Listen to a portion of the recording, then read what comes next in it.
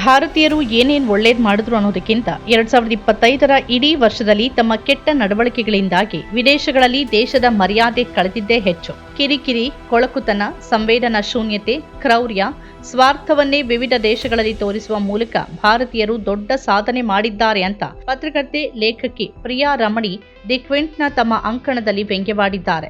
ಈ ದೇಶದ ಹೆಚ್ಚಿನವರ ಮನಸ್ಥಿತಿ ಎಂಥದ್ದು ಅನ್ನೋದು ಇವರ ನಡವಳಿಕೆಗಳಲ್ಲಿ ಮತ್ತೆ ಮತ್ತೆ ಗೋಚರಿಸಿದೆ ಅಂತ ಹೇಳಿದ್ದಾರೆ. ಸಾರ್ವಜನಿಕ ಸ್ಥಳಗಳಲ್ಲಿ ಹಾಡೋದು, ನೃತ್ಯ ಮಾಡೋದು ಮತ್ತು ಕಸ ಹಾಕೋದು, ಮನ್ಸೋ ಇಚ್ಛೆ ಪಟಾಕಿ ಸಿಡಿಸಿ ಸಂಭ್ರಮ ಪಡೋದು, ಸ್ತ್ರೀ ದ್ವೇಷ ಕಾರೋದು, ಹಣಕಾಸಿನ ಹಗರಣಗಳು ಮತ್ತು ದೇವರ ಬೃಹತ್ ಪ್ರತಿಮೆಗಳ ನಿರ್ಮಾಣ, ಹೀಗೆ ಹಲವು ಉದಾಹರಣೆಗಳನ್ನ ಪ್ರಿಯಾ ರಮಣಿ ಕೊಟ್ಟಿದ್ದಾರೆ. ವ್ಯಾಟಿಕನ್ ನಗರದಲ್ಲಿ ಮಹಿಳೆಯೊಂದಿಗೆ ಅಸಭ್ಯವಾಗಿ ಭಾರತೀಯ ವ್ಯಕ್ತಿಯೊಬ್ಬ ನಡೆದುಕೊಂಡಿದ್ದನ್ನು ಉಲ್ಲೇಖಿಸಿರುವ ಅವರು, ನಾವು ಅಂತಹ ಪುರುಷರಿಂದ ತುಂಬಿರುವ ದೇಶದಲ್ಲಿ ವಾಸ ಮಾಡ್ತೇವೆ ಅಂತ ಹೇಳಿದ್ದಾರೆ. ಬೇರೆಯವರಿಗೆ ಹೇಗೋ ಏನೋ ಅನ್ನೋ ಕಿಂಚಿತ್ ಹಿಂಜರಿಕೆಯೂ ಇಲ್ಲದೆ ಸಾಂಸ್ಕೃತಿಕವಾಗಿ ಮತ್ತು ಆಧ್ಯಾತ್ಮಿಕವಾಗಿ ನಮ್ಮನ್ನ ಶ್ರೇಷ್ಠರು ಅಂತ ಗುರುತಿಸಿಕೊಳ್ಳುವ ನಮ್ಮ ಹತಾಶ ಪ್ರಯತ್ನಗಳು ಭಾರತೀಯರ ಇಂತಹ ವರ್ತನೆಗಳಲ್ಲಿ ಕಂಡಿವೆ ಅಂತ ಅವರು ಬರೆದಿದ್ದಾರೆ.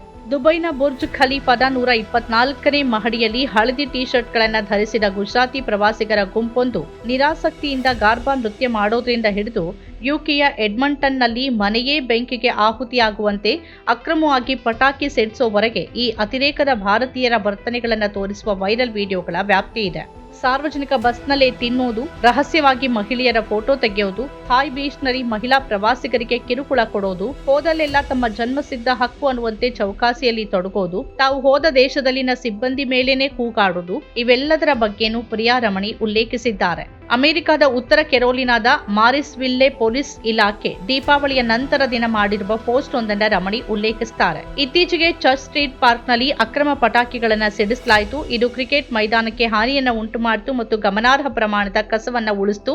ಈ ಘಟನೆ ಸಮುದಾಯದ ಸುರಕ್ಷತೆಗೆ ಅಪಾಯವನ್ನ ಉಂಟು ಮಾಡುತ್ತೆ ಮತ್ತು ಸ್ಥಳೀಯ ಕ್ರೀಡಾ ಕಾರ್ಯಕ್ರಮಗಳು ಮತ್ತು ಉದ್ಯಾನವನಕ್ಕೆ ಭೇಟಿ ನೀಡುವವರ ಮೇಲೆ ನಕಾರಾತ್ಮಕ ಪರಿಣಾಮ ಬೀರುತ್ತೆ ಅಂತ ಆ ಪೋಸ್ಟ್ ಹೇಳಿದೆ. ಪ್ರತಿ ವರ್ಷ ದೀಪಾವಳಿ ಹೊತ್ತಲ್ಲಿ ಭಾರತೀಯರು ಕಿರಿಕಿರಿ ಮಾಡಿಕೊಳ್ಳುವುದು ತಪ್ಪೋದಿಲ್ಲ ಅಂತ ಬರೀತಾರೆ. ಶಾಂತಿಯುತ ಸಾರ್ವಜನಿಕ ಭಿನ್ನಾಭಿಪ್ರಾಯ ನಿಗ್ರಹಿಸುವ, ಸಾಮಾಜಿಕ ಮಾಧ್ಯಮದಲ್ಲಿನ ಬರಹಕ್ಕಾಗಿ ತನ್ನದೇ ನಾಗರಿಕರನ್ನ ಬಂಧಿಸುವ ಮತ್ತು ಅನೇಕ ಸಾರ್ವಜನಿಕ ಪಾರ್ಕ್ಗಳಲ್ಲಿ ಹುಲ್ಲಿನ ಮೇಲೆ ನಡೆಯೋದನ್ನ ನಿಷೇಧಿಸುವ ದೇಶಕ್ಕೆ ಸೇರಿದ ಈ ಜನ ಪ್ರಪಂಚದಾದ್ಯಂತ ಗಲಭೆ ನಡೆಸೋದು, ತಾವಿಷ್ಟಪಟ್ಟಂತೇನೆ ಮಾಡೋದು, ತಾವು ಪ್ರವಾಸದಲ್ಲಿರುವ ಮತ್ತು ವಾಸ ಮಾಡ್ತಿರುವ ದೇಶದ ನಿಯಮಗಳನ್ನ ಮುರಿಯೋದು ವಿಪರ್ಯಾಸ ಅಂತ ಪ್ರಿಯಾ ರಮಣಿ ಬರೆದಿದ್ದಾರೆ. ಈ ವರ್ಷ ಆರಂಭವಾಗಿದ್ದೇ ಅಮೆರಿಕದ 2 ದೊಡ್ಡ ಕಂಪನಿಗಳಾದ ಆಪಲ್ ಮತ್ತು ಫ್ಯಾನಿ ಮೇ ಸುಳ್ಳು ದೇಣಿಗೆ ದಾಖಲೆಗಳನ್ನು ಸೃಷ್ಟಿ ಮಾಡಿದ್ದಕ್ಕಾಗಿ ಅನೇಕ ಭಾರತೀಯ ಅಮೆರಿಕನ್ ಉದ್ಯೋಗಿಗಳನ್ನ ವಜಾಗೊಳಿಸೋದ್ರೊಂದಿಗೆ ಅಂತ ಅವರು ಉಲ್ಲೇಖಿಸಿದ್ದಾರೆ. ವಜಾಗೊಂಡ ಆ ಜನ ದತ್ತಿ ಸಂಸ್ಥೆಗಳ ಹೆಸರು ಹೇಳ್ಕೊಂಡು ಕಂಪನಿಯ ಹಣವನ್ನ ಗುಳುಂ ಮಾಡ್ತಿದ್ರು ಅಂತ ಪ್ರಿಯಾ ಬರೆದಿದ್ದಾರೆ. ಈಗ ಗುರು ದೀಪಕ್ ಚೋಪ್ರಾ ಎಂಬ ಇಂಡಿಯನ್ ಅಮೆರಿಕನ್ ವೆಲ್ನೆಸ್ ಗುರು ಹೆಸರು ಎಪ್ಸ್ಟೀನ್ ಫೈಲ್ ಸೇರೋದ್ರೊಂದಿಗೆ 2025ರ ಮುಕ್ತಾಯವೂ ಉತ್ತಮ ರೀತಿಯಲ್ಲೇ ಆಗಿದೆ ಅಂತ ಅವರು ವ್ಯಂಗ್ಯವಾಡಿದ್ದಾರೆ. 13 ವರ್ಷದವಳಿದ್ದಾಗ ತಮ್ಮ ಶಿಶುಕಾಮಿ ಮತ್ತು ಸೆಕ್ಸ್ ಟ್ರಾಫಿಕಿಂಗ್ಗೆ ಬಲಿಯಾಗಿದ್ದ ಒಬ್ಬಳು ತನ್ನ ವಿರುದ್ಧದ ಪ್ರಕರಣ ಕೈಬಿಟ್ಟಿದ್ದಾಗಿ ಎಪ್ಸ್ಟೀನ್ ಹೇಳಿದಾಗ ಚೋಪ್ರಾ ಕೂಡ ಆ ಸಂತಸದಲ್ಲಿ ಭಾಗಿಯಾಗಿದ್ದನ್ನ ಇಮೇಲ್ಗಳು ತೋರಿಸಿವೆ ಅಂತ ಪ್ರಿಯಾ ಉಲ್ಲೇಖಿಸಿದ್ದಾರೆ. ಇಂತಹ ನಡೆಗಳು ಭಾರತೀಯರ ಕಡೆಗೆ ಆಳವಾದ ಜನಾಂಗೀಯ ದ್ವೇಷ ಹೊಂದಿರದ ಸಮಾಜಗಳಲ್ಲೂ ಆ ಭಾವನೆ ಬೆಳೆಯೋಕೆ ಕಾರಣವಾಗಿದೆ ಅನ್ನೋ ಸಂಶೋಧಕ ಪ್ರಭಾಕರ್ ಕೃಷ್ಣಮೂರ್ತಿ ಅವರ ಮಾತನ್ನ ಪ್ರಿಯಾ ಉಲ್ಲೇಖಿಸುತ್ತಾರೆ. ಬ್ರಾಂಪ್ಟನ್ನಲ್ಲಿರುವ ಶಿವನ ಪ್ರತಿಮೆಯನ್ನ ವಾರಾಂತ್ಯದ ಪೂಜಾ ಸ್ಥಳವಾಗಿ ಇರಿಸಲಾಗ್ತಿದೆ. ಟೆಕ್ಸಾಸ್ನಲ್ಲಿ ಕಳೆದ ವರ್ಷ 90 ಅಡಿ ಕಂಚಿನ ಹನುಮಾನ್ ಪ್ರತಿಮೆಯನ್ನ ಉದ್ಘಾಟನೆ ಮಾಡಲಾಗಿದೆ.